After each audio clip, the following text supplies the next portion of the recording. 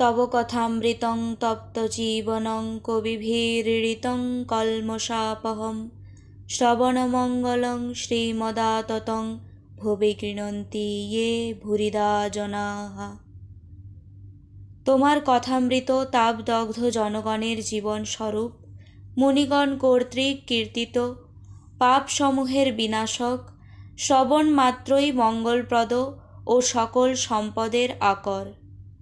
ইহা যিনি বিস্তৃত রূপে কীর্তন করেন, জগতে তিনি সর্বশ্রেষ্ঠ দাতা।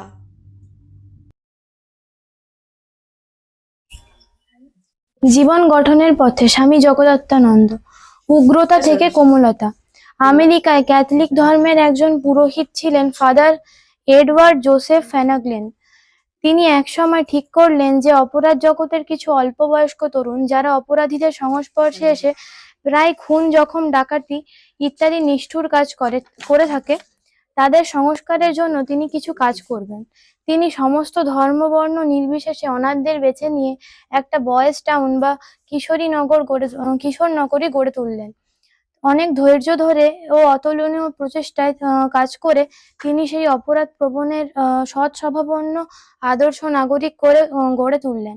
পুলিশ যেসব মারাত্মক অপরাধীকে আটক করে রেখেছিলেন, তিনি তাদের বয়েজ টাউনে নিয়ে গিয়ে তাদের নিয়ে কাজ শুরু করলেন। যদিও তারা বহুবিধ অপরাধমূলক কাজে লিপ্ত ছিল, তবু তিনি প্রত্যেক মানুষই আসলে সৎ, এই মতাদর্শের ওপর ভিত্তি করে তাদের সঙ্গে সেই মতোই ব্যবহার করতে লাগলেন। তিনি প্রথমে তাদের আপন করে নেওয়ার চেষ্টা করলেন, তাদের ওপর অকাতরে স্নেহ মমতা বর্ষণ করলেন, আর তারা তাকে যা কিছু কষ্ট, যা কিছু অন্যায় করত, তা তিনি মুখ বুজে সহ্য করলেন, আর তাদের জন্য ঈশ্বরের কাছে প্রার্থনা করলেন যাতে তারা ভালো হয়, তারা যাতে সাধারণ জীবন স্রোতে ফিরে আসতে পারে। এই হচ্ছে ফ্যানাগলেন। তিনিও ধীরে ধীরে সবার ভালোবাসার পাত্র হয়ে উঠলেন, ধৈর্য, সহনশীলতা ও সেবার প্রতিমূর্তি বলে পরিচিত হলেন। ফ্লেনাগান দৃঢ়ভাবে বিশ্বাস করতেন যে শাস্তি, বকাবকি বা গালাগাল দিয়ে ছেলে মেয়েদের মানুষ করা যায় না। যাদের দেখে তারা শেখে, তাদের আদর্শ ব্যবহার দিয়ে তাদের মানুষ করতে হয়। ফ্লেনাগান বয়েজ টাউনে একটি ঘটনার কথা উল্লেখ করেছেন, যেখানে তিনি দেখিয়েছেন যে অতি উগ্র এক বালক অপরাধী কেমন করে পরিবর্তিত হয়েছিল। মাত্র 4 বছর বয়সে এডি তার মা বাবাকে হারিয়ে একেবারে অনাথ হয়ে পড়ে। যখন তার 8 বছর বয়স, তখন মস্তানদের দলনেতা হবার মতো সমস্ত বদগুণ সে আয়ত্ত করল। আশ্চর্যের কথা যে তার দলে কুকর্মের অন্যান্য দোসরা সকলেই তার থেকে বয়সে বড় ছিল। তারা এডিকে দলনেতা হিসেবে মেনে নিল। তার শক্তি ও দক্ষতা দেখানোর জন্য বাহবা কুড়াবার তাগিদে সে একা হাতেই অনেকগুলো খুন করলো। ব্যাংক ডাকাতি করে হাজার হাজার ডলার নিয়ে পালালো। একটা পিস্তল চুরি করে সে অনেকগুলো রেস্তোরাঁর দরজা ভেঙে লুটপাট চালালো। একদিন একটি বৃদ্ধার উপর গুলি চালাতে গিয়ে সে নিরাপত্তা রক্ষীর হাতে ধরা পড়ে গেল। এরপর যখন তাকে বয়েজ টাউনে আনা হলো, তখন তার আর পুলিশের ভয় থাকলো না। তার ফলে যতগুলি অপরাধমূলক কাজ তার জানা ছিল, সবগুলি সে করতে লাগলো। যেমন অন্যদের উপর কর্তৃত্ব ফলানো, যা কিছু তার কাছে পেল সবকিছু তছনছ করা, ক্লাসে অন্যান্যদের জঘন্য ভাষায় গালিগালাজ করা, সবই চলতে থাকলো। এমনকি সর্বজন শ্রদ্ধেয় ফ্যানাগলেন সম্বন্ধেও সে কটু কথা করতে ছাড়লো না। আসলে সমস্ত জিনিস খুব ঘৃণার চোখে সে দেখত। খেলাধুলায় অংশ নেওয়া, স্কুলে ব্যান্ড বাজানো বা মাঠে কাজ করা, সবকিছুই তার কাছে যেন বিরক্তিসূচক ছিল। প্রার্থনার সময় সে বিড়াল ডাকতো, কোনো কিছুই যেন তার ভালো লাগতো না। কেউ অনেক খেটে খুঁটে হয়তো কোনো ভালো জিনিস তৈরি করলো, সে তৎক্ষণাৎ তাকে ভেঙে চুরে লন্ডভন্ড করে দিত। 6 মাস হতে চললো, সে হোমে এসেছে। কেউ তাকে কখনো হাসতে বা কাঁদতে দেখেনি। আপাদমস্তক যেন সে একটি বিষের পুঁটুলি। ওয়ার্ডজেনের পক্ষে এক অসহ্য করা ক্রমে কঠিন হয়ে উঠল। তিনি ফ্লেনাগলেনকে একটি চিঠি লিখলেন। মাননীয় ফাদার ফ্লেনাগলেন, আমি শুনেছি তোমার মতে পৃথিবীতে কেউ মন্দ ব্যক্তি নেই। তুমি কি বলতে পারো এডিকে তুমি কোন দলে ফেলবে? এক রাত্রিতে এডি ঘুমের মধ্যে খুব গোঙাতে লাগলো। মুখ দেখেই ফ্লেনাগলেন বুঝতে পারলেন যে জ্বর এসেছে। ছেলেটি তার প্রতি নানা অসদাচরণ করার জন্য তিনি মনে মনে কিছুটা ক্ষুণ্ণ ছিলেন। তৎসত্ত্বেও ছেলেটির সেবা যত্ন করতে থাকলেন এবং অন্য ছেলেদের থেকে বেশি করে আদর ও ভালোবাসা দিতে থাকলেন। জ্বর থেকে সেরে ওঠার পর ফ্লেনাগ্যান ও অন্য শিক্ষকগণ তাকে বিশেষভাবে ভালোবাসতে থাকলেন। উঁচু ক্লাসের ছেলেরা তাকে সিনেমা দেখাতে নিয়ে যেত। সকালে দুপুরে তাকে আলাদা করে একটু ভালো খাবার দাবার দেওয়া হতো। তার কোনো অভাব রাখা হলো না, কিন্তু তবুও তার মুখে হাসি আনা গেল না। একদিন এডি ফ্লেনাগ্যানের অফিসে সরাসরি ঢুকে বললে, তুমি আমাকে ভালো ছেলে তৈরি করার চেষ্টা করছো? তুমি কি মনে করো তুমি তা পারবে? এখনই আমি একজন মেট্রনকে লাথি মেরে এসেছি। তুমি কি বলবে? ফ্লেনাগ্যান দৃঢ়তার সঙ্গে বলল, তবুও বলবো তুমি প্রকৃতই ভালো ছেলে। তোমাকে এখনই আমি কি বললাম? তবুও তুমি মিথ্যে বলে চলেছো।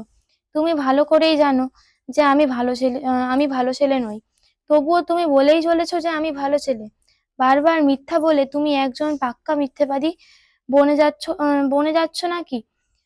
ফ্লেনাগ্যান কিছুক্ষণ ভাবলেন, অনুভব করলেন এখন থেকেই এই ছেলেটির পরিবর্তন আসবে। তিনি ছেলেটিকে বললেন, একটা ভালো ছেলে কেমন হয় তুমি তা জানো? সে বড়দের কথা শোনে নয় কি? এডি বলল, হ্যাঁ। সে শিক্ষকদের মেনে চলে। চলে নাকি? এডি হ্যাঁ বলে মাথা নাড়ালো। তুমি তো একরকমই করছিলে। কিন্তু দেখো এডি, এই কদিন আগে পর্যন্ত তোমার কোনো ভালো শিক্ষক ছিল না। ভবঘুরেরা তোমাকে পরামর্শ দিত, তুমি তো তাদেরই মেনে চলতে। তারা তোমাকে খারাপ পথে নিয়ে যেত। তুমি তাদের কথা শুনে চলতে আর ভাবতে তুমি বুঝি সত্যিই খারাপ ছেলে। কিন্তু যদি তুমি ভালো ভালো শিক্ষকদের কথা শুনে চলো, তাহলে তুমি সত্যি সত্যি ভালো ছেলে হয়ে যাবে। এই কথাগুলি বললেন ফ্লেনাগ্যান। কথাগুলির এডির মনে ধরলো, মন স্পর্শ করলো। চুপ করে দাঁড়িয়ে ভাবলো কিছুক্ষণ। ফ্লেনাগ্যানের কথাতে কিছুটা সত্য আছে, এটা সে উপলব্ধি করলো। সে যে খারাপ ছেলে, এই বদ্ধমূল ধারণা সে মন থেকে দূর করে দিল। সে তখন টেবিলের উল্টো দিকে বসা ফ্লেনাগ্যানের কাছে গেল। ফ্লেনাগ্যান তখন ছেলেটির হাত ধরে তার কাছে টেনে নিলেন। ছেলেটি তখন কাঁদতে আরম্ভ করলো। চোখের জলে তার গণ্ডদেশ ভেসে গেল। 10 বছর পর এডি বেশ ভালো ফল নিয়ে স্নাতক হলো। সে সেনা দলে যোগ দিয়ে যুদ্ধ করলো। বহু খেতাব অর্জন করলো। বন্ধু বান্ধব এবং সহকর্মীদের কাছ থেকে প্রচুর স্নেহ এবং ভালোবাসা পেল। এখন সে একজন বিশ্বস্ত সজ্জন ব্যক্তি। এই যে দৃঢ়তার সঙ্গে নিশ্চিন্ত উক্তি যে সে ভালো ছেলে, এই বিশ্বাস, এটাই তাকে অতি মন্দ স্তর থেকে অতি উচ্চ স্তরে পৌঁছে দিয়েছে। ছেলেটির অন্তরে দেবত্বের ওপর ফ্লেনাগ্যানের অগাধ বিশ্বাস ছিল। আর আমরা দেখলাম তার ধারণা কিভাবে বাস্তব রূপে সার্থক হয়েছে। ছেলেটির বিপথগামী হয়ে নিজের ওপর বিশ্বাস হারিয়ে ফেলেছিল। তার বিশ্বাস ফিরে এলো। সে জীবনে উন্নতি করলো এবং প্রতিষ্ঠা লাভ করলো।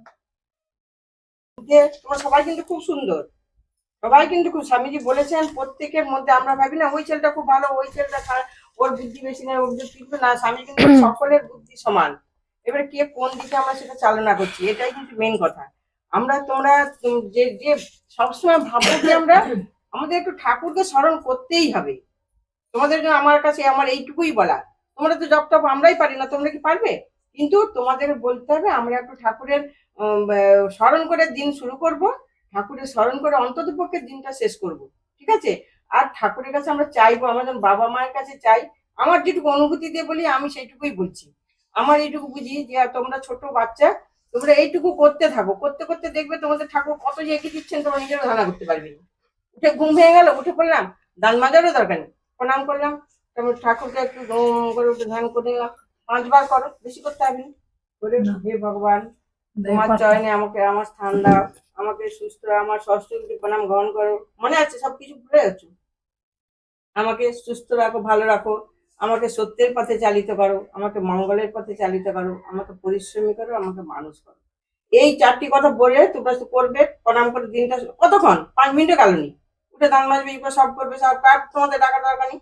তারপরে আবার যখন ছুটি যাবে তখন ওইরকম কি বলো, বলতে থাকো, দেখবো ওইটাই 2 মিনিটে তোমাদের কাছে পরে পরে তোমার ভালো লাগবে। ওই কথাটা তোমার ঠাকুরকে দিন ভালোবাসতে আরম্ভ করছো, দিয়ে আস্তে আস্তে দেখবে তোমার 2 মিনিট রেখে 4 মিনিট হবে। তোমার সবকিছু কাজে, ভালো কাজে মন থাকবে, কোনো খারাপ কাজ করতে ইচ্ছা করবে না।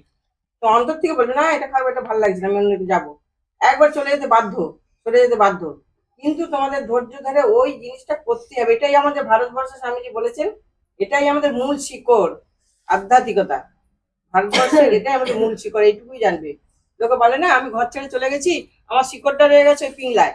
আমি কলকাতা মেদিনীপুর দুনিয়া ঘর করে নিচ্ছি, কিন্তু আমার মনটা কিন্তু কাঁদছে ওই শিকড়টার জন্য। কোনোদিন যাই ওই পিংলাটায় গিয়ে একটু দেখা করে আসবো, একটু দেখে আসবো জায়গাটা। বুঝতে পেরেছো? ওইটাই শিকড়, আর আমাদের প্রত্যেকের সব ওইটাই শিকড়। আমাদের আধ্যাত্মিকতাই মূল, এইটুকু আমাদের করতে। আমরা তো অনেক দূরে সরে গেছি, আমরা বাবা মায়ের গুরুলেন নিয়ে চলে গেছি। তোমাদের আর কি বলবো, সেই জন্য তোমাদের বলছি এখন তোমরা এইটুকু করে আরম্ভ করবে। কার ভালোর জন্য করবে? কার ভালোর জন্য করবে? দেখি কে একটু উত্তর দাও। সুন্দরী, কার ভালোর জন্য করবে ওটা? বাবা মা, তোমার না আমাদের? কার ভালোর জন্য ওটা করতে বলছি? কি বলছে মা? হ্যাঁ, শুধু তোমার নিজের ভালো। তুমি নিজেকে খুব ভালোবাসো, সবার আগে নিজেকে বেশি ভালোবাসতে হবে। নিজেকে যদি ভালোবাসো তাহলে তুমি এগুলো করবে। নিজেকে কোনো অন্যায় করতে দিবে না। আমাকে কেউ গায়ে কথা বলবে, এই কেন বলবে? আমি ওটা বলতে দেবো না আমাকে, ঠিক আছে? আর ওইটুকু করে ভগবানের কাছে চেয়ে আমি কিন্তু নিচ্ছি, ঠিক আছে? আমরা ভগবানের কাছে চাইবো, ভগবান আমাদের বাবা মা, আমরা তার কাছেই চাইবো, চেয়ে নিয়ে ওইটুকু আরম্ভ করবো। বাস, আবার শুতে যখন যাবো ওইটুকু করবো। ওটা এমন কিছু কষ্ট নয় যে ওইটুকু করতে হবে আর ওইটুকু চাইতে হবে। নাহলে শুধু সারাক্ষণ ওই দিদি বোনের সঙ্গে খাই খাই করে ঝগড়া, কোনো কথাই কানে থাকছে না, ওইসব চলবে না। ওই দেখি ওই যে কত খারাপ কাজ করেও আজ কত ভালো পথে চলে গেল, কত সুন্দর গল্প করেছিস। কথা ওটা তুমি বলো। ওম জননীং শারদাং দেবীং শ্রী শ্রী মায়ের কথা। পদপদ্মে সিদ্ধা প্রণমামি। শ্রী শ্রী মায়ের কথা। জয় মা। মাগো। 6ই শ্রাবণ 1325, রাত 7:30। মায়ের শ্রীচরণ দর্শনে গিয়েছি। প্রণাম করতেই বললেন, এসো মা, বসো। ভারী গরম, বসে একটু ঠান্ডা হও। তারা গিয়ে পৌঁছেছে সুমতিরা? হ্যাঁ মা, তারা গেলে পরেই আমি এসেছি। মা, একখানা পাখা রাধুকে দিয়ে এসো, আর এই মরিচাদি তেলটা নাও, পিঠে মালিশ করে দাও। দেখছো মা, হাতে পেটে আর জায়গা নেই, আমবাতে ঘামাচিতে ভরে গেছে। আমি মালিশ করতে বসতেই আরতির ঘন্টা বেজে উঠল। মা উঠে বসে করজোড়ে ঠাকুরকে প্রণাম করলেন। অন্য সকলে আরতি দেখতে ঠাকুর ঘরে চলে গেলেন। মা, দেখো মা, সকলেই বলে এ দুঃখ ও দুঃখ, ভগবানকে এত ডাকলুম তবু দুঃখ গেল না, কিন্তু দুঃখই তো ভগবানের দয়ার দান। সেদিন আমার মনটা বড় দুঃখ ভারাক্রান্ত ছিল, তাই কি মা টের পেয়ে ওই কথাগুলো বললেন? মা বলতে লাগলেন, সংসারে দুঃখ কে না পেয়েছে বলো? বৃন্দে বলেছিল, কৃষ্ণকে কে বলে তোমাকে দয়াময়? রাম অবতারে সীতাকে কাঁদিয়েছ, কৃষ্ণ অবতারে রাধাকে কাঁদাচ্ছ, আর কংস কারাগারে দুঃখ কষ্টে দিন রাত কৃষ্ণ কৃষ্ণ করেছে তোমার পিতামাতা।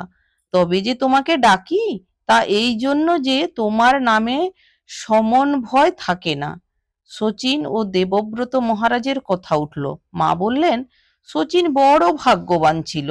দেবব্রত যে রাতে দেহ রাখলে, সেই রাতে বৃষ্টি ঝড়, লোকজন এ মাঠে তখন কেউ ছিল না।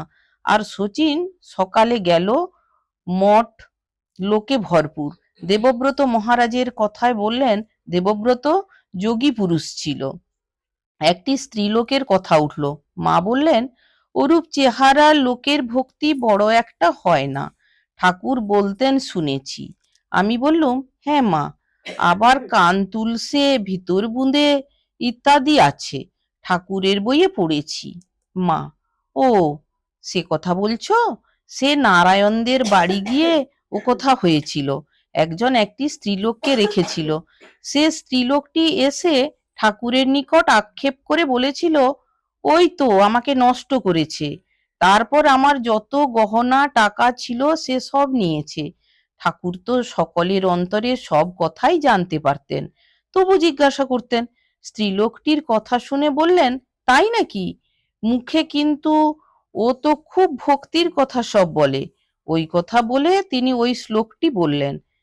যা হোক, মাগি তো তার কাছে পাপের কথা সব ব্যক্ত করে খালাস পেয়ে গেল। নলিনী: তা কি হয় মা?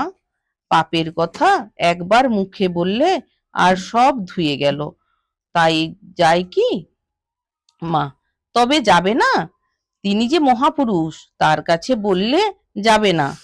আর এক কথা শোনো, পাপ পুণ্য প্রসঙ্গ যেখানে হয় সেখানে যত লোক থাকে তাদের সকলকেই সেই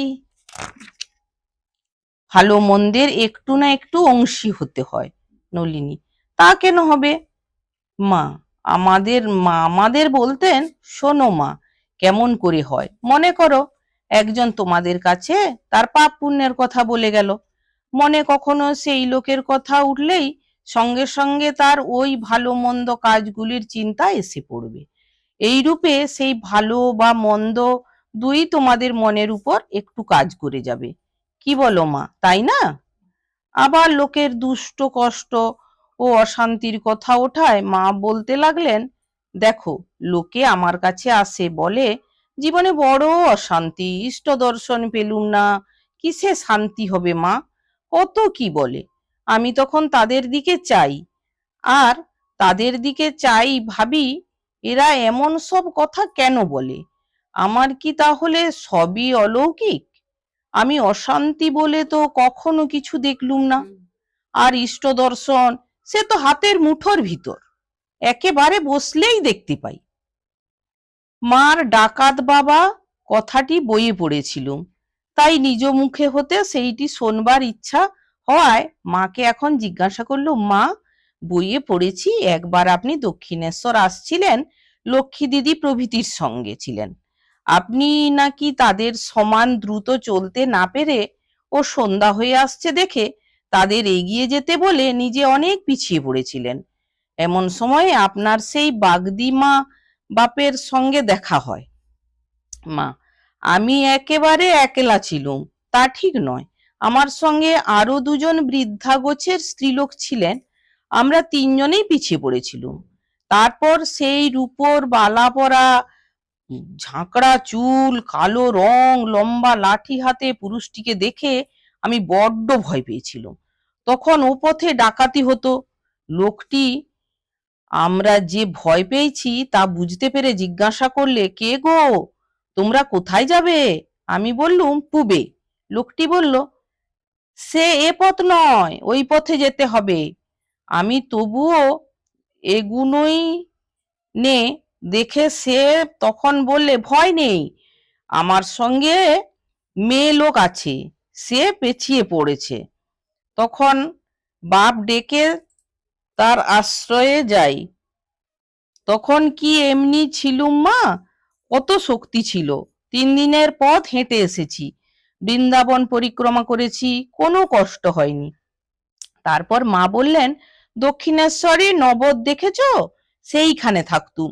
প্রথম প্রথম ঘরে ঢুকতে মাথা ঠুকে ঠুকে যেত, একদিন কেটেই গেল, শেষে অভ্যাস হয়ে গেছিল। দরজার সামনে গেলেই মাথা নুয়ে আসতো। কলকাতা হতে সব মোটা সোটা মেয়ে লোকেরা দেখতে যেত, আর দরজার দুদিকে হাত দিয়ে দাঁড়িয়ে বলতো, আহ, কি ঘরেই আমাদের সীতা লক্ষ্মী আছেন গো, যেন বনবাস গো।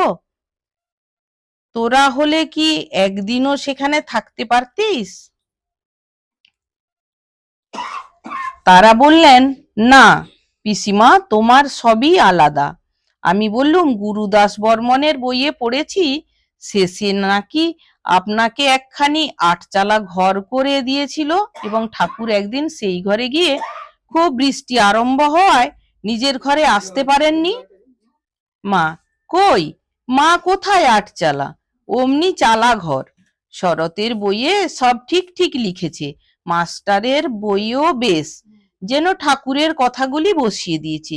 কি মিষ্টি কথা শুনেছি, ওই রকম বই আরো 4-5 খণ্ড হতে পারে এমন আছে। তা এখন বুড়ো হয়েছে, আর পারবে কি? বই বিক্রি করে অনেক টাকাও পেয়েছে, শুনেছি সে টাকা সব জমা রেখেছে। আমাকে জয়রামবাটিতে বাড়ি টাড়ি করতে প্রায় 1000 টাকা দিয়েছে। আর মাসে মাসে আমাকে 10 টাকা দেয়। এখানে থাকলে কখনো কখনো বেশি, 20-25 টাকাও দেয়। আগে যখন স্কুলে চাকরি করত তখন মাসে 2 টাকা করে দিত। আমি: গিরিশবাবু নাকি মঠে অনেক টাকা দিয়েছেন? মা: সে আর কি দিয়েছে, বরাবর দিয়েছিল বটে সুরেশ মিত্তির, তবে হ্যাঁ কতক কতক দিয়েছে বই কি। আর আমাকে 1.5 বছর রেখেছিল বেলুড়ে নীলাম্বরের বাড়িতে। 2000, 5000 মঠে যে দিয়েছে তা নয়, দেবেই বা কোত্থেকে? তেমন টাকাই বা কোথায় ছিল? আগে তো পাষণ্ড ছিল, অসৎসঙ্গে থিয়েটার করে বেড়াতো, বড় বিশ্বাসী ছিল, তাই ঠাকুরের অত কৃপা পেয়েছিল। এবারে ঠাকুরও উদ্ধার করে গেলেন, এক এক অবতারে এক এক পাষণ্ড উদ্ধার করেছেন, যেমন গৌর অবতারে জগাই মাথায়, এই আর কি। ঠাকুর এক সময় এও বলেছিলেন, গিরিশ শিবের অংশ, টাকাতে কি আছে? মা: ঠাকুর তো টাকা ছুঁতেই পারতেন না, হাত বেঁকে যেত। তিনি বলতেন জগৎটাই যে মিথ্যা। ওরে রামলাল, যদি জানতুম জগৎটা সত্যি, তবে তোদের কামার পুকুরটাই সোনা দিয়ে মুড়িয়ে দিয়ে যেতুম। জানি ওসব কিচ্ছু না, ভগবানই সত্যি। মাকু অপেক্ষা করছে কি, এক জায়গায় স্থির হয়ে বসতে পারলুম না। মা বললেন, থির কি গো, যেখানে থাকবি সেখানেই থির। স্বামীর কাছে গিয়ে থির হবি ভাবছিস? সে কি করে হবে? তার অল্প মাইনে, চলবে কি করে? তুই তো বাপের বাড়িতেই রয়েছিস, বাপের বাড়ি লোকে থাকে না? এই দেখ না, এ রয়েছে নিজের সংসার ছেড়ে, তোরা এতটুকু ত্যাগ করতে পারিস নে? দেখ না একে, কি শান্ত মূর্তি।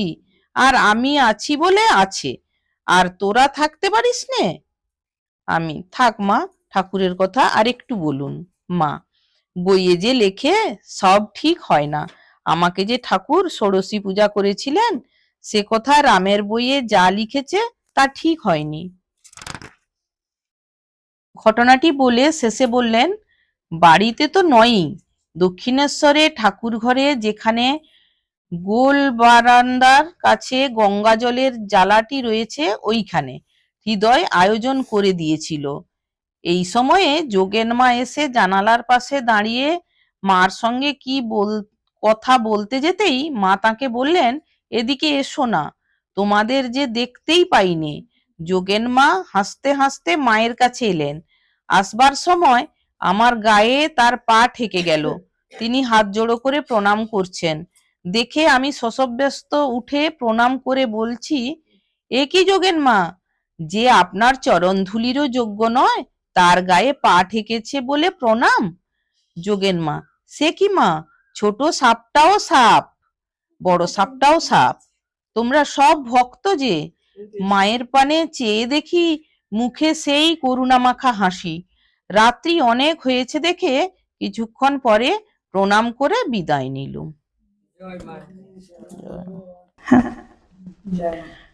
শ্রী শ্রী কথা।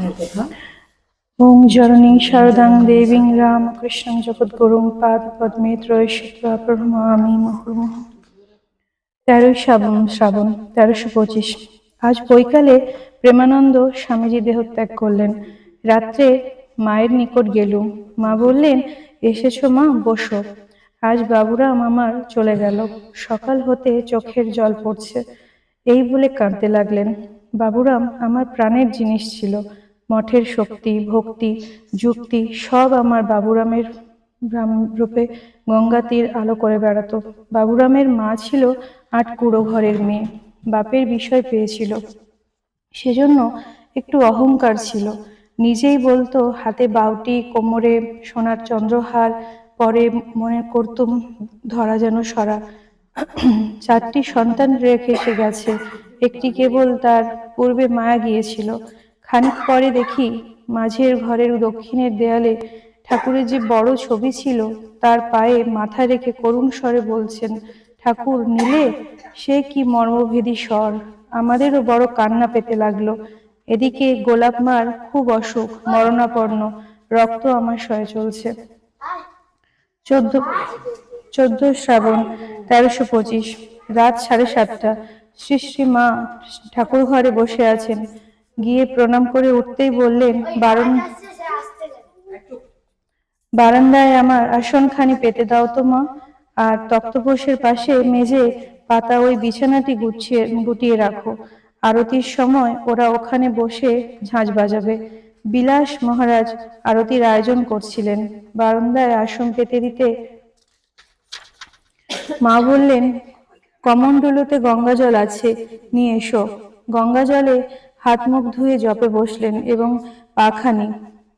পাখাখানি আমার হাতে দিয়ে বাতাস করতে বললেন। একটু পরেই আরতি আরম্ভ হলো। শ্রী শ্রী মা গুরুদেব গুরুদেব বলে জোড়ো হাতে প্রণাম করলেন এবং জপ শেষ করে আরতি দেখতে লাগলেন। আরতি হয়ে গেল। বিলাস মহারাজ শ্রী শ্রী মাকে প্রণাম করে উঠে বললেন, মা আজ ভারী গরম। মা ব্যস্ত হয়ে বললেন, একটু বাতাস করবে? তিনি বললেন, কে করবে মা? কেন, এই মা করবে, করো তো মা। আমি তার দিকে দু একবার বাতাস করতেই তিনি বললেন, না মা, উনি আপনাকে বাতাস করছেন, আপনাকেই করুন। এই বলে বাইরে গেলেন। কিছুক্ষণ পরে মা প্রেমানন্দ স্বামীজির কথা তুলে বললেন, দেখো মা, বাবুরামের দেহেতে আর কিছু ছিল না, কেবল কাঠামাখানেই ছিল। এমন সময় চন্দ্রবাবু পরে এসে ওই কথায় যোগ দিলেন এবং বাবুরাম মহারাজের দেহ সৎকারের জন্য কয়েকজন ভক্ত যে চন্দন কাঠ, ঘি, ধূপ, ফুল ইত্যাদি 400-500 টাকার জিনিস নিয়ে দিয়েছেন, তাই বলতে লাগলেন। মা বললেন, আহা, ওরাই টাকা সার্থক করে নিল। ঠাকুরের ভক্তের জন্য দেওয়া, ভগবান ওদের দিয়েছেন, আর আরো দেবেন। চন্দ্রবাবু প্রণাম করে উঠে গেলেন। মা বলতে লাগলেন, শোনো মা, যত বড় মহাপুরুষই হোক, দেহ ধারণ করে এলে দেহের ভোগটি সবই নিতে হয়। তবে তফাৎ এই, সাধারণ লোক যায় কাঁদতে কাঁদতে, আর ওরা যান হেসে হেসে।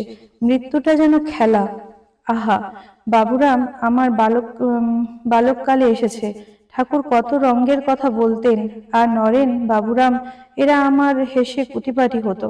একদিন কাশীপুরে আড়াইশের দুধ শুদ্ধ একটা বাটি নিয়ে সিঁড়ি উঠতে গিয়ে আমি মাথা ঘুরে পড়ে গেলুম। দুধ তো গেলই, আমার পায়ের গোড়ালির হাড়ও সরে গেল। বাবুরাম এসে ধরল। পরে পা খুব ফুলে উঠল। ঠাকুর তাই শুনে বাবুরামকে বললেন, তাই তো বাবুরাম, এখন কি হবে? খাওয়ার উপায় কি হবে? কে আমায় খাওয়াবে? তখন মণ্ড খেতেন।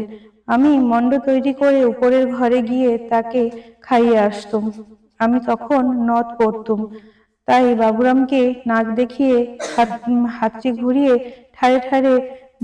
ঠাড়ে ঠোরে বলেছেন, ও বাবুরাম, ওই যে ওকে তুই ঝুড়ি করে মাথায় তুলে এখানে নিয়ে আসতে পারিস। ঠাকুরের কথা শুনে নরেন, বাবুরাম তো হেসে খুন।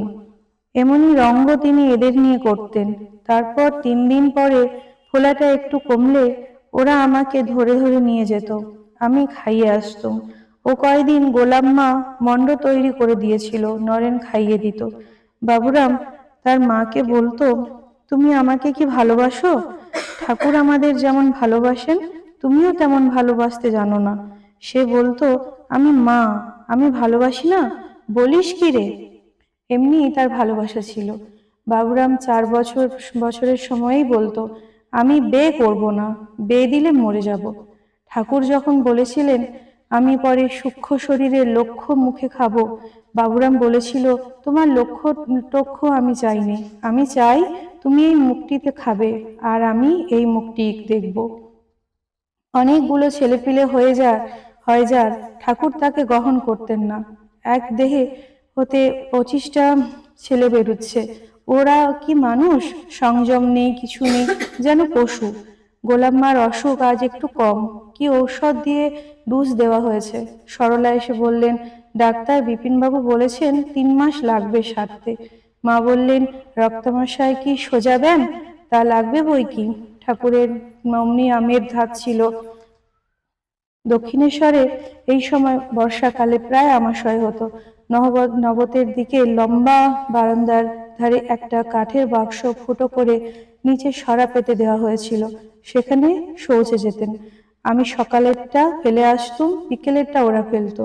সেই সময় একটি মেয়ে আসে, বললে কাশিতে থাকে। সে প্রদীপের শীষে আঙুল তাতিয়ে প্রত্যহ ঠিক 21 বার করে তাপ দিত। মলদ্বারের ফুলোটা টনটনানি কমে গেল।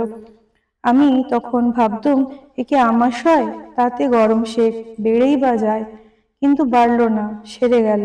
সেই মেয়েটি আমাকে সে বাড়ি থেকে নবতে নিয়ে এসেছিল। বলল, মা, তার এমন অসুখ আর তুমি এখানে থাকবে? আমি বললুম, কি করব, ভাগ্নে বউটি একা থাকবে। ভাগ্নে সেখানে ঠাকুরের কাছে রয়েছে। মেয়েটি বললে, তা হোক, ওরা লোক টোক রেখে দেবে। এখন তোমার কি তাকে ছেড়ে দূরে থাকা চলে? আমি তার কথা শুনে তার সঙ্গে চলে এলুম। কয়েকদিন পর তিনি একটু সারলে সে মেয়েটি চলে গেল। কোথায় গেল আর কোনো খোঁজ পেলুম না। তারপর আর দেখা হয়নি। সে আমার বড় উপকার করেছে। কাশি গিয়েও তাকে খোঁজ করেছিল, পাইনি। তার ঠাকুরের প্রয়োজনে সব কথা হতে আসতো, আবার কোথায় চলে যেত। আমিও 100 বছর আমাশয় ভুগেছি মা, সে কি শরীর হয়ে গেল। আমিও 1 বছর আমাশয়ে ভুগেছি মা, সে কি শরীর হয়ে গেল। দেশে আমাদের কলুপুকুরের ধারে শৌচে যেতাম। বারবার যেতে কষ্ট হতো বলে সেইখানটিতেই শুয়ে পড়ে থাকতুম। একদিন পুকুর জলে শরীরের পানে চেয়ে দেখি শুধু হাড় সার হয়েছে, দেহেতে আর কিছুই নেই। তখন ভাবলুম, আরে ছি, এই দেহ, তবে আর কেন, এখানেই দেহটি থাক, দেহ ছাড়ি, পরে নিবি। মা কি নাম বললেন ঠিক যেন মনে নেই। এসে বললে, ও মা, তুমি এখানে পড়ে কেন? চলো চলো, ঘরে চলো, বলে ঘরে নিয়ে এলো। আর এখন আর পুকুর ধারে সেসব জায়গা নেই, ভাগ করে সব ঘুরে নিয়েছে। আমরা এক বন্ধু হাই স্কুল পাস করে তার জীবনে হ্যাঁ হ্যাঁ পড়ছি তো ওটা। অধ্যাবসায়ের শক্তির উৎস। আমার এক বন্ধু হাই স্কুল পাস করে তার জীবন নির্বাহের জন্য একটি প্রতিষ্ঠানে যোগ দেয়। তার পরিবার প্রতিপালনের জন্য দিনে 8 ঘন্টা পরিশ্রম করত। প্রাইভেট MA পরীক্ষা দিল। প্রাইভেট পরীক্ষার্থী বলে তাকে ফার্স্ট ক্লাস দেওয়া হলো না। শতকরায় 59 নম্বর সে পেয়েছিল। সে কিন্তু জন্মসূত্রে মেধাবী ছিল না। আমি তাকে জিজ্ঞাসা করেছিলাম, এত দুশ্চিন্তার মধ্যে তুমি কেমন করে পড়াশোনা করতে? উত্তরে সে যা বলল সেটি খুবই গুরুত্বপূর্ণ। সে বলল, আমি ধীরে ধীরে উপরে উঠেছি। এই উত্তরণে তোমার কেন কষ্ট নেই? প্রতিদিন 2 ঘন্টা সময় ধরে কঠিন পরিশ্রম করে ধীরে ধীরে সে নিজেকে পরীক্ষার জন্য তৈরি করেছিল। যখন আমরা গানের জগতে, খেলাধুলার জগতে অথবা বক্তা হিসেবে কোনো সফল ব্যক্তিকে দেখি এবং এদের সফলতার কারণ অনুসন্ধান করি, তখন আমরা বলি এদের প্রতিভা ভগবানের দান। আমরা ওখানে পৌঁছতে পারবো না। আমরা ভুলে যাই তাদের এই বিস্ময়কর সাফল্যের পেছনে কি অসাধারণ সাধনা রয়েছে। বছরের পর বছর ধরে কঠিন পরিশ্রমের বিনিময়ে কিছু লাভ করা, এর পিছনে কি জাদু থাকতে পারে? এখন হয়তো এই সাফল্যই আমাদের পক্ষে অর্জন করা সম্ভব নয়, কিন্তু এটা কি খুব স্বাভাবিক নয় যে কঠোর পরিশ্রম সফলেই এই বিস্ময়কর সাফল্য? আমরা খুব তাড়াহুড়ো করে দর্শনীয় বা বিস্ময়কর কিছু একটা পেতে চাই না, পেলে হতাশ হই। আমাদের মনে রাখা উচিত যে হাজার হাজার মাইল পথ অতিক্রম করতে তার প্রস্তুতি শুরু হয় হাঁটি হাঁটি পা পা করে। ক্ষুদ্র ক্ষুদ্র প্রচেষ্টার ফলশ্রুতি হয় বিশ্ববিজয়। ছোট ছোট কাজগুলি যদি আমরা মন দিয়ে করি, তাহলে শেষ পর্যন্ত চূড়ান্ত প্রচেষ্টায় একটা বড় রকম সফলতা আসবেই। স্বামী বিবেকানন্দ এক সময় বলেছিলেন, আমি যতই বড় হচ্ছি ততই আমি অন্যদের দেখছি, বয়স্ক ও প্রতিভাধর ব্যক্তিদের দেখছি। ছোটখাটো কাজ তারা কেমন সুষ্ঠুভাবে করেন। কোনো মানুষের চরিত্র বিচার করতে গিয়ে তুমি কেবল তার বড় বড় কাজগুলি দেখো না। কোন বোকাহাবা মানুষ কখনো কখনো নায়ক হয়ে উঠতে পারে, তুমি তার খুব সাধারণ কাজগুলি দেখো। এইসবের মধ্যে তার চরিত্র বিচার করতে পারবে। খুব নিচু স্তরে মানুষদের মধ্যে কখনো কখনো মহত্ব দেখা দিতে পারে, কিন্তু তিনি প্রকৃতপক্ষে মহৎ, যিনি সবসময় মহত্বপূর্ণ কাজকর্ম করে থাকেন, যখন যেখানেই থাকুক না কেন।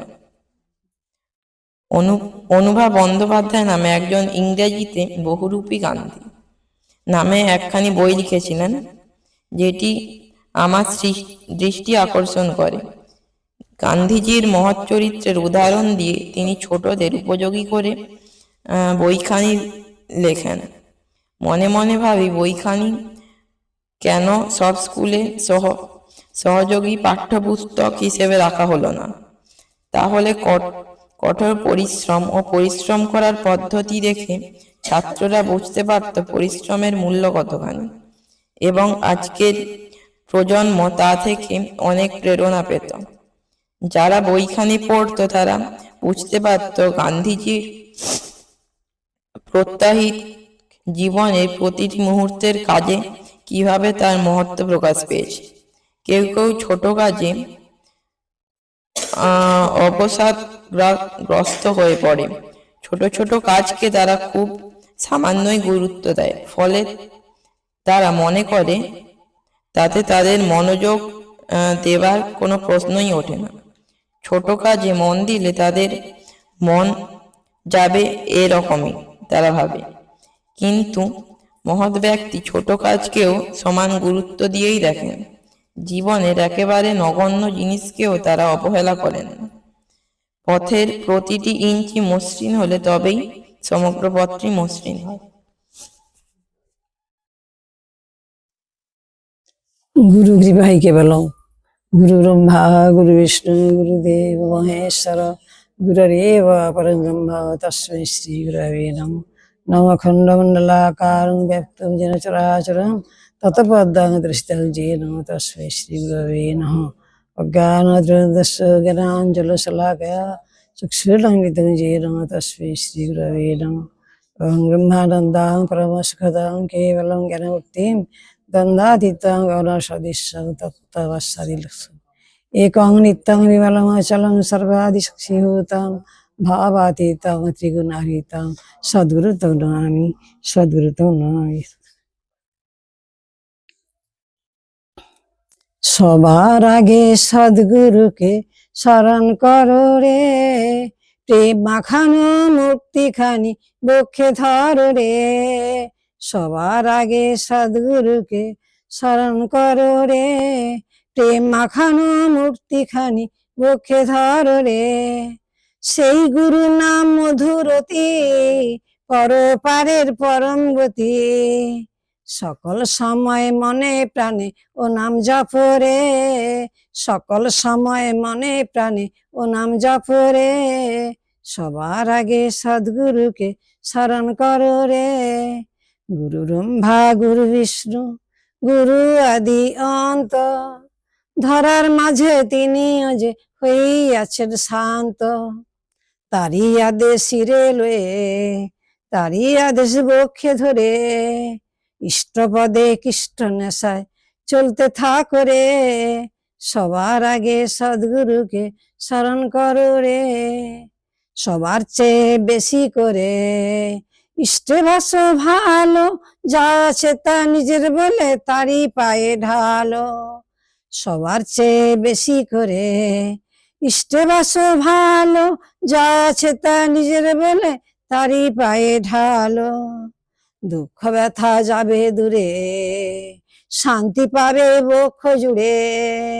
দুঃখ ব্যথা যাবে দূরে, শান্তি পাবে বক্ষ জুড়ে। প্রেমের আলোয় করবে জীবন ঝলমল রে, প্রেমের আলোয় করবে জীবন ঝলমল রে। সবার আগে সদ্গুরুকে স্মরণ করো রে, সবার আগে সদ্গুরুকে স্মরণ করো রে। গুরু মানেটা কি? গুরু হচ্ছে অন্ধকার, রু হচ্ছে আলো। গুরুদেব যখন আমাদেরকে মহামন্ত্র নাম দিলেন, যেমন ঠাকুর বলেছেন ফুল ফুলরে ভোমরা আপসে চলে আসে, ডাকতে হয়নি ভোমরাদেরকে। সেরকম এই ছোট ছোট কচি কচি ছেলে মেয়ে, এদের এরা কুড়ি ফুল, এবার ময়লা কোনো আসে না, ময়লাগুলো আমরা কিন্তু দিয়ে দিচ্ছি ওদের মধ্যে। সেই জন্য আমাদেরকে কি করতে হবে, যে আমরা নিজের দিকে আমাদেরকে অভ্যাস নিয়মিত করতে হবে, তাহলে ওরা ওইগুলা শিখবে, ওরা ওরা অভ্যাস হয়ে যাবে। অভ্যাস হয়ে গেলে আর ভয় নেই। তখন এই যে বাচ্চাগুলো কেমন স্থির হয়ে বসে আছে, কি ভালো লেগেছে আমাদের। হ্যাঁ, সেই জন্য জ্ঞান বলে একটি ছেলে, একটা ঘটনা বলছি। একটি ছেলের নাম জ্ঞান, সে ভব ঘুরে, সে শুধু ঘুরতে ভালোবাসে চারদিকে। ঘুরতে ঘুরতে কখন যে কোথায় চলে যায় তার কোনো ঠিকানা থাকে না।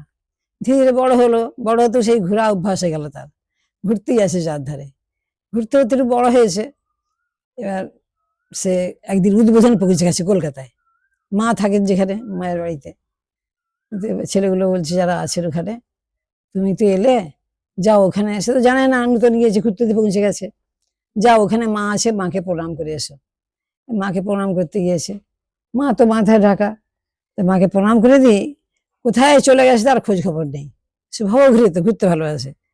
আবার কয়েকদিন পরে আবার এসে গেছে, বলছে তুমি তো এলে, মা তো এখন এখানে নেই, মা জয়রাম বাটিতে গিয়েছে, তুমি যাবে? না, হ্যাঁ যাবো বলে এবার সে জয়রাম বাটিতে, রাস্তা তখনকার দিনে হাঁটা রাস্তা, সবাই হাঁটতে পছন্দ করে, গাড়ি ঘোড়ার চল ছিল না।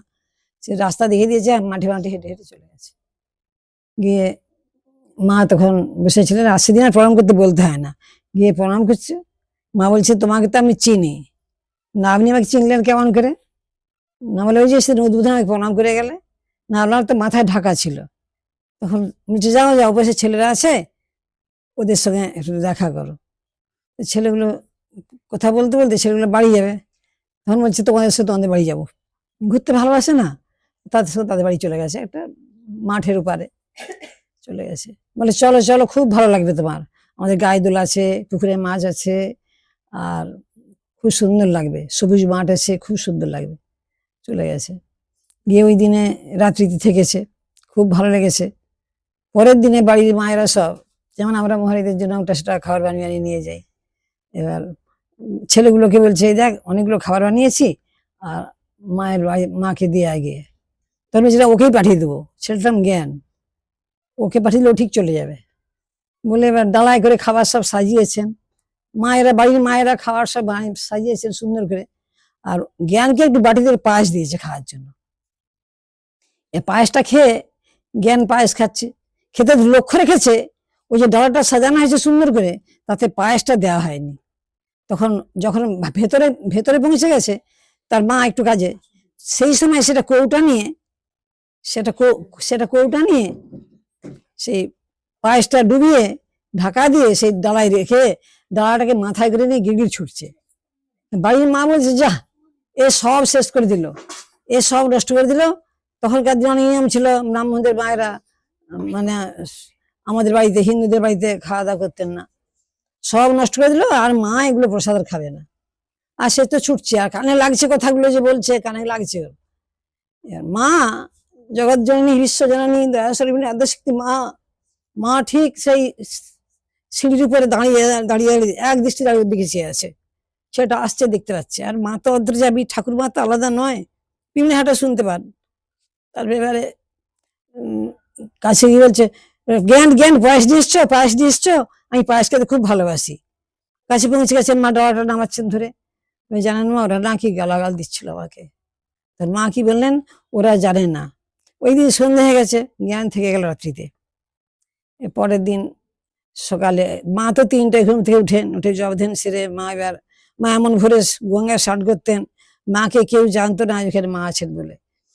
মা ভোরবেলা স্নান করে এসে মা জবে বসতেন, দ্বাদশ বন্ধুর প্রণাম করে জবে বসতেন।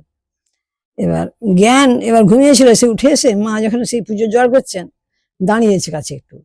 তখন বলছে জ্ঞান তুমি আমাদের নদীতে স্নান করতে যাবে, এই ডালাটা নিয়ে যাও তো, ফুলের সাইজিটা নিয়ে যাও। ঠাকুর হলদে ফুল খুব পছন্দ করে, ঠাকুরের জন্য হলদি ফুল তুলে নিয়ে আসবে। বলতে সে যা বলেছে, মা যা বলছেন ছেলে শুনছে। গিয়ে ফুল স্নান টান করে ফুল নিয়ে এসেছে, এসে দাঁড়িয়েছে।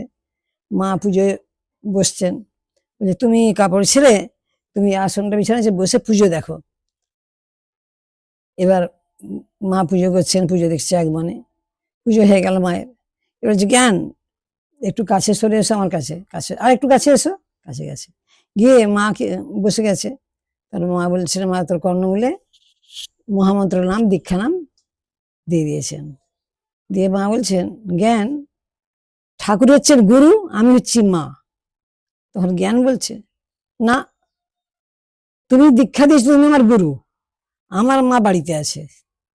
এবার মা বুঝিয়ে বলছেন, শুনছে না। তখন মা বলছেন, জ্ঞান ভালো করে দেখো দেখি আমি কে। তখন দেখে না, বিশ্বজনেরই মা রূপ দেখালেন সব। তখন জ্ঞান এবার পায়ে পড়ে কাঁদতে লাগলো। তখন মা তাকে আশীর্বাদ করলো। সেই জন্য আমাদেরকে, সে এত দুষ্টু ছিল, ভবে ঘুরে তার নাম, ভবে ঘুরে। পরে উনি মহারাজ হয়ে গেছেন, ওর নামটা আমি এখন ভুলে গেছি। উনি পরে মহারাজ হয়ে গেছেন। আমাদের ছেলেরা মহারাজ নাই হোক, সন্ন্যাসী নাই হোক, আদর্শবান ছেলে হোক, কেন? সত্যি এই যুগে খুব দরকার। এই বাচ্চাদেরকে যখন আমাদের এখানে যারা এখন বয়স হয়ে গেছে, 20 বছর আগে এই বাচ্চাদেরকে লিখেছিলাম, জাগো জাগো রে যুবকের দল, এসো দলে দল, ধর্মে কর্মে হরে বড়, গুণ যে সবার বড়, চরিত্রবান বুদ্ধিমান পরার্থে সর্বত্যাগী, সাধনে জীবন পাত করে নিঃস্বার্থ ভালোবাসা, ত্যাগের আবেদনে মিশে যাই মোরা মায়ের ভালোবাসা, হতাশ আনিলে মনকে ছাড়িলে পড়িব বিপাকে মোরা, উদ্যম শূন্য সাহস ক্ষীণ তাতে কিছুই হবে না কাজ, মিশে যাই মোরা সাধনার ইতিহাসে বাবা মায়ের ভালোবাসা। দেবতা হাইতে শ্রেষ্ঠ পিতা মাতা, বাবা মায়ের কথা শুনে চলতে হবে, তবে আদর্শ হবে। তবে কোটি কোটি টাকা ইনকাম করো, বড় হয়ে চাকরি করে, সে টাকার কোনো মূল্য নেই।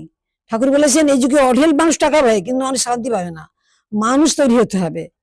মানুষ কাকে বলে? স্বামীজি কি বলেছেন? সাধন ভজন শরণ মনন, সাধন সিদ্ধ মন, তবেই মানুষ হইব মোরা মানুষের মতো। স্বামীজি ছোটবেলা কি দুষ্টু ছিল? দেখো বিবেকানন্দ মিলে তার নাম, দুষ্টু ছিল না? বই পড়েছে তো, স্বামীজির বই পড়েছে তো। ধ্যান ধ্যান খেলছে সবাই মিলে তার সহপাঠীকে নিয়ে গাছের গোড়ায়। সবাই মিটমিট করে চাইছে, তারা ধ্যান করে করে না, জানে না, তাদেরকে তারা শিখে না, অভ্যাস নেই। এবার ধ্যানে মগ্ন হয়ে গেছে। একটা সাপ ফোনা তুলে চারপাশে যখন ঘুরছে, ভয় লাগবে সবাইকেই, সবাই তো ছুটে চলে গেল। এবার একটি ছেলে, সে স্বামীর কাছে বলছে, ডাকছে, ঠেলছে, তাতে একবার ধ্যানে মগ্ন হয়েছে, কিছুই সে জানে না। তখন সাপটা কি করলো, ঘুরে ঘুরে সে চলে গেল। ঠাকুরের নামে বিরাট শক্তি নিহিত আছে। তোমাদের পড়াশোনার উপকার হবে, তোমাদের 3 ঘন্টা পড়া 1.5 ঘন্টা হবে, 2 ঘন্টা পড়া 1 ঘন্টা হবে। সন্ধ্যেবেলা ভোরবেলা একটু তোমাদেরকে ঠাকুর নাম করতে হবে। কেন? এই যে প্রার্থনাটা আমরা করি, আমরা ঠিক টাইম 5টা সন্ধ্যা দেখানোর পরে প্রার্থনা করতে হয়। হ্যাঁ, প্রার্থনা যারা করি, প্রার্থনার দাম হচ্ছে 1 লক্ষ টাকার থেকে বেশি। প্রার্থনাটার দাম কেন? প্রার্থনার মানে আছে, খণ্ডন হ বন্দন জগ বন্দন বন্দিত পায়, মানে আমরা সারাদিন কি অন্যায় ভুল দোষ করলাম, ঠাকুর যে প্রার্থনাটা অনেক মানে আছে, পরে আবার হবে আলোচনা। সেই খণ্ডন হ মানে আমাদের সমস্ত অসুবিধা বিনাশ করে দাও মা, আমরা তোমার নাম গুণগান গাইছি। নামে এত শক্তি নিয়ে আছে, আর কিছু নেই। ঠাকুর কি এমনি বলেছেন?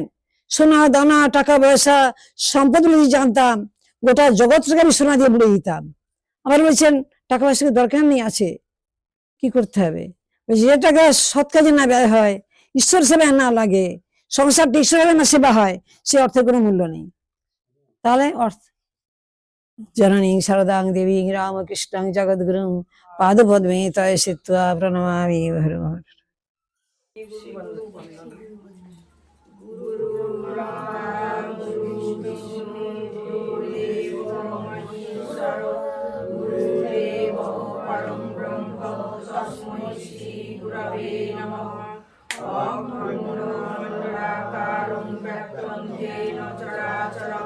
তৎপদং দর্শিতং যেন তস্मै শ্রী গুরবে নমঃ। অজ্ঞানতিমিরান্ধস্য জ্ঞানাঞ্জনং শলাকয়া চক্ষুরুন্মিলিतं येन তস্मै শ্রী গুরবে নমঃ। ব্রহ্মানন্দং পরমশুভদং কেবলং জ্ঞানমূর্তিং দ্বন্দ্বাতীতং গগনসদৃশং তত্ত্বমস্যাদিলক্ষ্যং একং নিত্যং বিমলমচলং সর্বদিশার্থীভূতং ভাবাতীতং তীব্ররহিতং সদ্গুরুং ত্বং নমামি সদ্গুরুং ত্বং নমামি সদ্গুরুং ত্বং নমামি।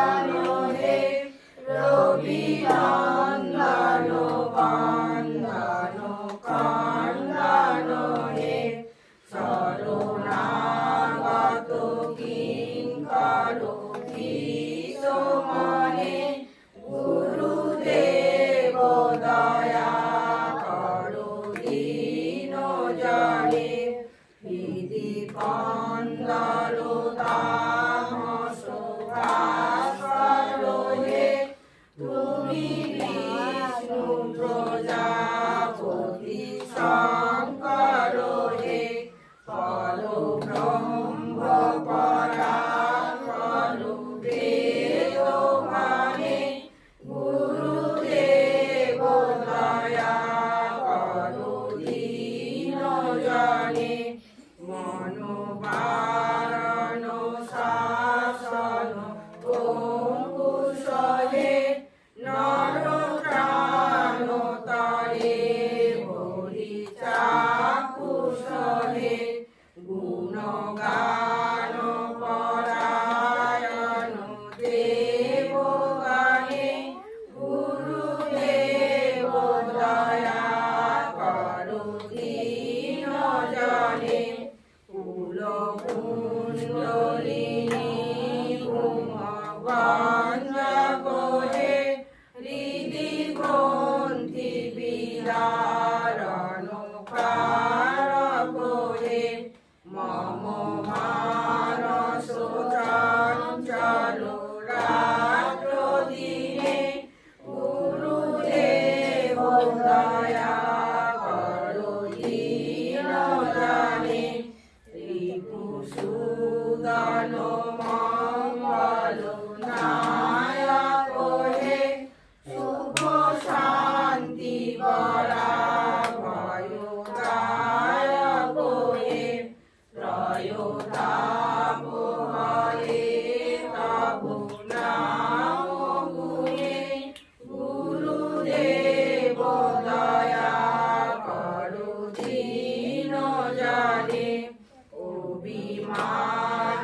প্রভাব বিমল গোহে গতিহীন জানে তুমি রক্ষা গোহে চিত সঙ্গীত বঞ্চিত ভক্তি গানে গুরুদেব দয়া করো দীন জনে তব নাম সদা শুভ সাধক হে পতিতাগম মানব পাবক হে মহিমা তব গোচর শুদ্ধ মানে গুরুদেব দয়া করো দীন জনে জয় সদ্গুরু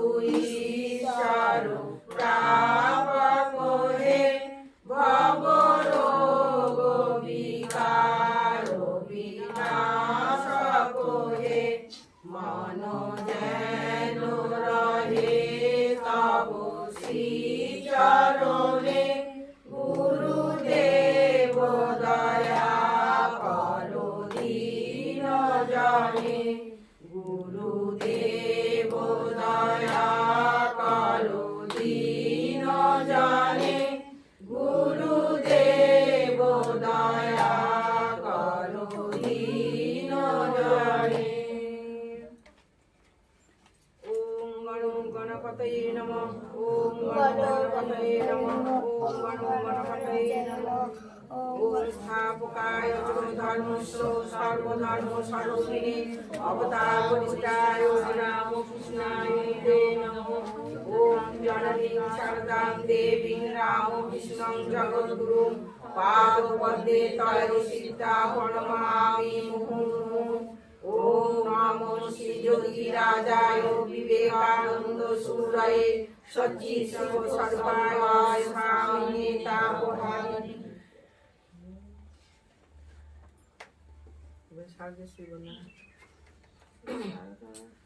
শ্রী শারদা দেবী স্তোত্র।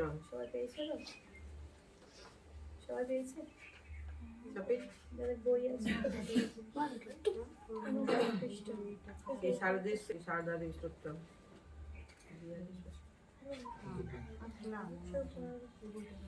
পরমাং ভয়াং বরদাং নররূপধরাং জনতাপহরাং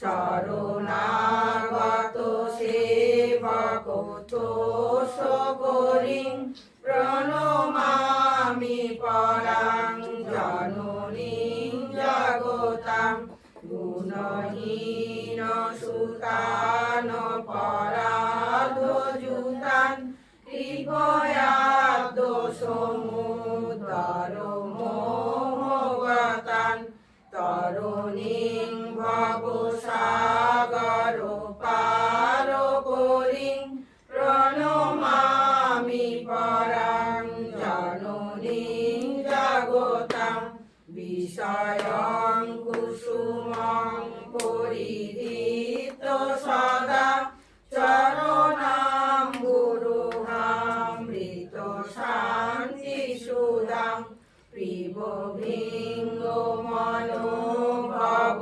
রোগহরাং প্রণমামি পরাং জননীং জগতাং কৃপাং গুরুমাদেবী সুদেশু প্রণবেশু চ চরণাশ্রয়দায়েন কৃপাময়ী নমস্তুতে লজ্জাপটাবৃতে সংসারে জ্ঞানদায়িকে পাপেভ্যো সদা রক্ষ কৃপাময়ী নমস্তুতে রামকৃষ্ণ ভক্তপ্রাণাং তন্নাম শ্রবণপ্রিয়াং তদ্ভাব রঞ্জিতাকারাং প্রণমামি মুহুর্মুহুঃ। পবিত্রং চরিতং যস্যা পবিত্রং জীবনং তথা পবিত্রতা স্বরূপিণৈ তস্मै দেব্যৈ নমো নমঃ। দেবীং প্রসন্নাং প্রণতা ত্রিমন্ত্রীং যোগীন্দ্র পূজাং যুগধর্মকান্তিং তাং শারদাং ভক্তি বিজ্ঞানদাত্রীং দয়া স্বরূপাং প্রণমামি তাং। স্নেহেন বর্ণাসি মনঃস্মদীয়ং দোষাং শেষাং সন্নিকরোষি অহেতুনাং দাসে সদোষাং সাঙ্গে গৃহীতা যদিদং বিচিত্রাং প্রসীদ মাতো বিনয়েন দাসে নিত্যং ভবতি সুদেষু প্রেমৈক বিন্দুং চিরদগ্ধ চিত্তে বিসিঞ্চ চিত্তং কুরুণ সুশান্তাং। জননী শারদাং দেবীং রামকৃষ্ণং জগদ্গুরুং পাদপদ্মে নমঃ। প্রণমামি মুহুর্মুহুঃ প্রণমামি মুহুর্মুহুঃ প্রণমামি মুহুর্মুহুঃ।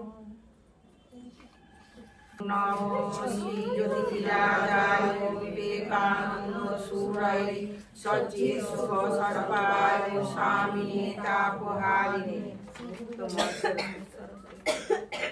মুক্ত মহেশ্বর মুজ্জ্বল ভাস্কর মিষ্ট মমর নরবন্দম। মুক্ত মহেশ্বর মুজ্জ্বল ভাস্কর মিষ্ট মমর নরবন্দম। বন্দে বেদতনু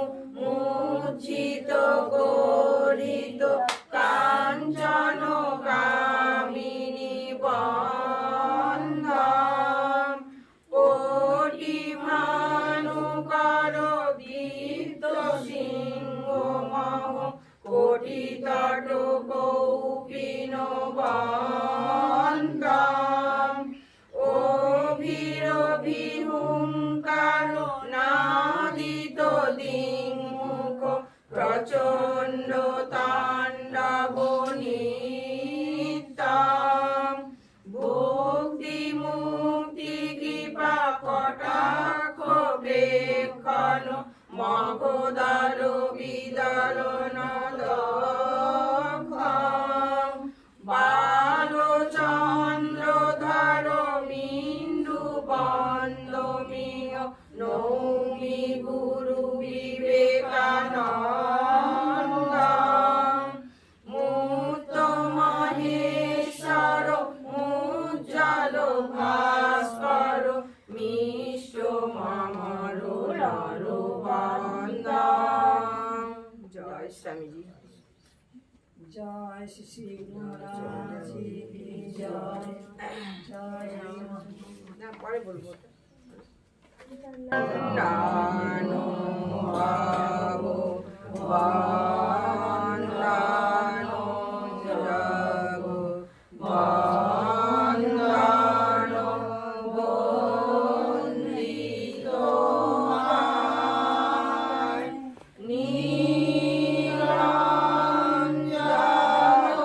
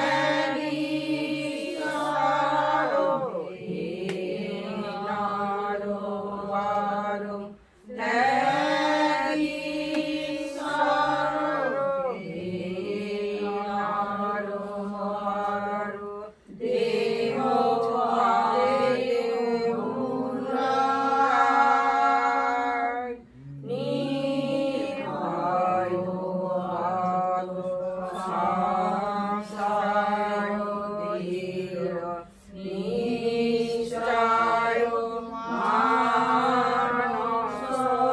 মানসমান নিশ্চয়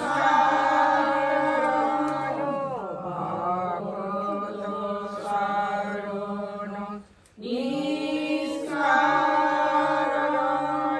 ভগবত শরণ ত্যাগী জাতি কুলমান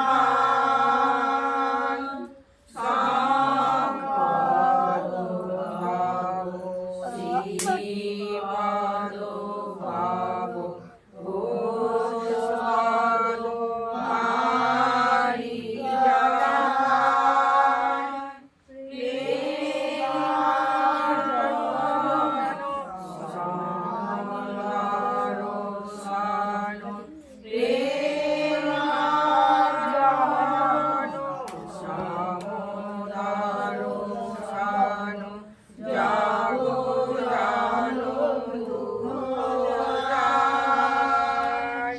সম্পদ ভাব শ্রীমদ ভাব ঘোষপদ মারি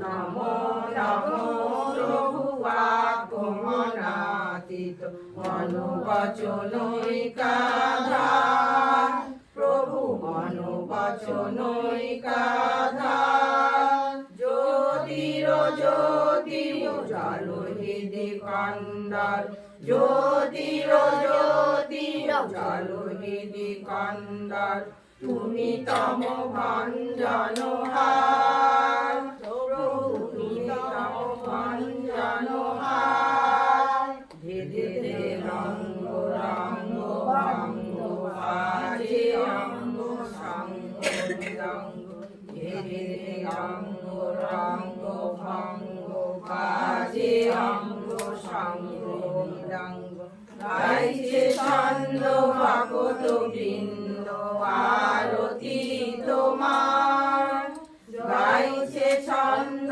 ভগত বৃন্দ আরতি তোমার জয় জয় আরতি তোমার বড় বড় আরতি তোমার শিব শিব আরতি তোমার ভাব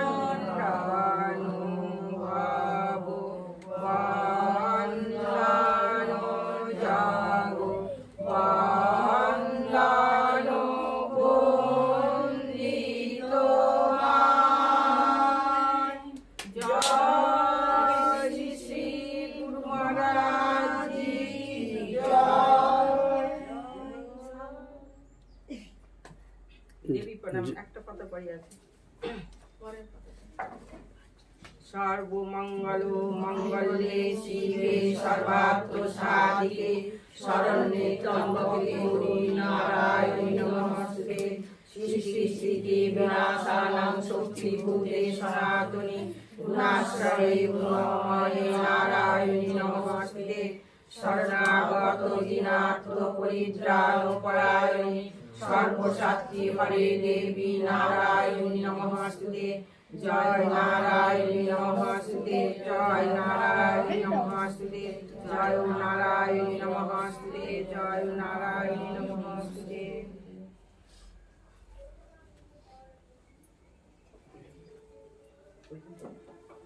জয় শ্রী রামকৃষ্ণ শরণমটা করি রামকৃষ্ণ শরণটা করি রামকৃষ্ণ শরণম রামকৃষ্ণ শরণম রামকৃষ্ণ শরণম শরণে জয় জয় রামকৃষ্ণ শরণম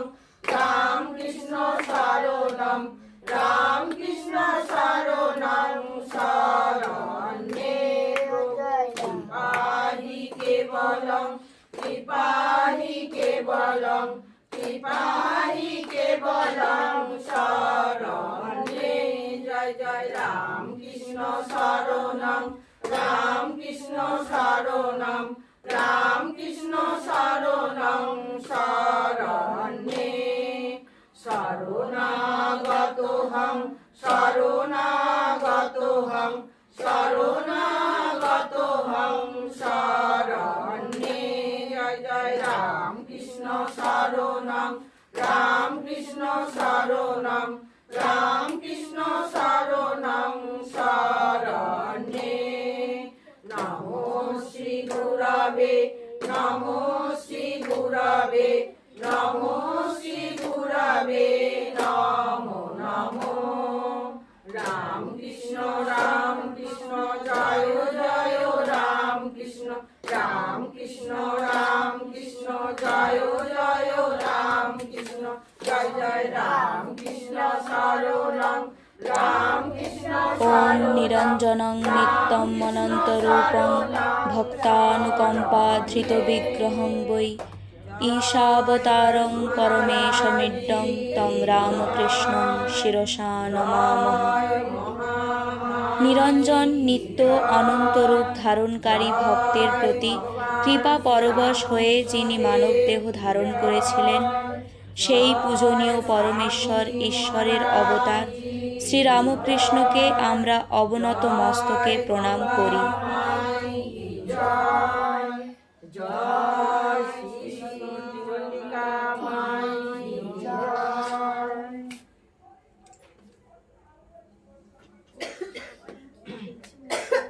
এবার ধ্যান করবো, তোমরা সব